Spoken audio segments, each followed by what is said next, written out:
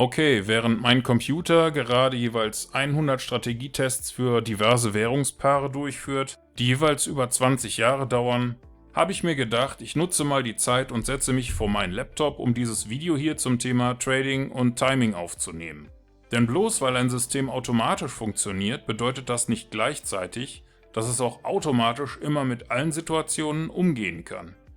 Man kann sich das in etwa so vorstellen wie ein vollautomatisches Auto. Wir wissen ja, dass Google schon seit längerer Zeit vollautomatische Autos produziert, bei denen eigentlich kein Fahrer mehr benötigt wird. Aber auch diese vollautomatischen Autos müssen sich im Verkehr irgendwie zurechtfinden und an die aktuelle Verkehrssituation anpassen. Keines dieser Autos wäre in der Lage, mit 120 Stundenkilometern einzuparken, oder? Und das würde auch kein vernünftig denkender Mensch erwarten. Wir würden alle erwarten, dass so ein Auto zum Einparken die Geschwindigkeit entsprechend reduziert. Und im automatischen Handel ist das ähnlich.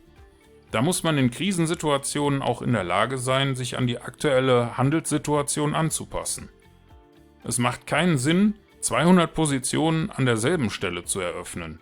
Und auch wenn ein System automatisch funktioniert, bedeutet das nicht automatisch, viel hilft auch immer viel. Denn da kommt es auch auf das Timing an. Wir haben beispielsweise gestern Heizöl geliefert bekommen. Gerade ist Mitte Juli. Die meisten Menschen denken hier in der Eifel eher über Klimaanlagen und Ventilatoren nach. Aber hier in Deutschland wird auch gerade darüber diskutiert, ob es im Herbst und Winter diesen Jahres noch genug Heizöl und Gas für alle Haushalte geben wird. Und genau darum kaufen wir unser Heizöl schon immer antizyklisch und in der heißesten Jahreszeit. Denn dann ist regulär der Preis etwas niedriger als zu dem Zeitpunkt, an dem alle anderen Menschen Heizöl kaufen möchten. Wir haben natürlich gehofft, dass der Heizölpreis dieses Jahr noch weiter runtergeht, aber leider Gottes ist das nicht passiert. Und es macht auch keinen Sinn, so lange zu warten, bis das Heizöl alle ist, denn dann ist die Heizung nicht mehr funktionsfähig und wenn man Pech hat, steht man mitten im Winter zwischen Weihnachten und Neujahr mit einem leeren Öltank da. Ähnlich geht es vielen Menschen, sobald eine Trading-Krise passiert. Dann haben sie kein Konzept dafür und sitzen da wie ein Kaninchen vor der geladenen Flinte. Unfähig, etwas anderes zu tun, als zu hoffen, dass es irgendwie doch noch gut geht.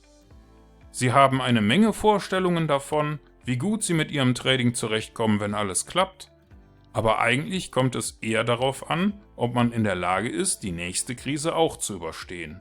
Und davon hatten wir in letzter Zeit doch reichlich, oder? Also, wenn Sie langfristig profitabel handeln möchten, dann benötigen Sie ein System, das auch bereits bei der Konzeptionierung darauf eingerichtet ist, langfristig mit den unvermeidlichen Krisen klarzukommen.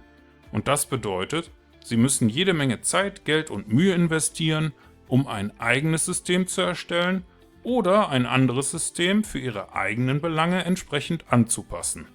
Denn wie Rocky Balboa bereits gesagt hat, es kommt nicht darauf an, wie hart man zuschlagen kann, sondern wie viele Schläge man einstecken kann und trotzdem wieder aufsteht. Denn nur so gewinnt man. Okay, das war's für heute. Vielen Dank fürs Zuschauen und wir sehen uns im nächsten Video.